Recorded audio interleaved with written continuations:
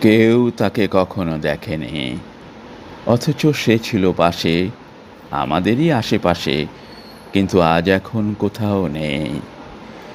এখন সে জলে ভাসমান লাশ, মৃতদেহ একজন কবির। আর জানোই তো, কবিরা কাঁদলেও তার অশ্রু থেকে মৃত্যু ঝরে পড়ে। আর জানোই তো, তাদের অশ্রুর মূলে মর্মর ঝরঝর করে আজও ঝরে যায় ফের তারই স্বদেশ। কেউ তাকে কখনো দেখেনি, অথচ সে ছিল পাশে। সে এখন জলে ভাসমান লাশ, একজন কবির।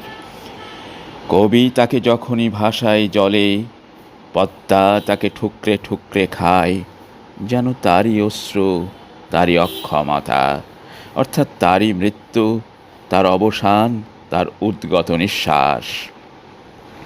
মাছরাঙায় এই মৃত্যু দেখে ফেলে, বারবার জলের ঘূর্ণিয়তার এরকম মৃত্যুর ভিতর হাতছানি দিয়ে যায়। জেলেরা দুহাতে জল ফেলে দিয়ে তুলে নেয় শেষে তার চকচকে রূপলি ইলিশ মৃত্যু। যুবতীরা জলের জঙ্ঘায় ফিরে পায় তার জীবনের অবিগত প্রবাহ।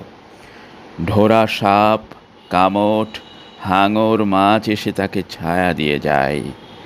কবির চোখের কালো কোটরেও পৌঁছে দেয় যেন দুটি কালো মুক্ত, সেইখানে দুইটি ঝিনুক।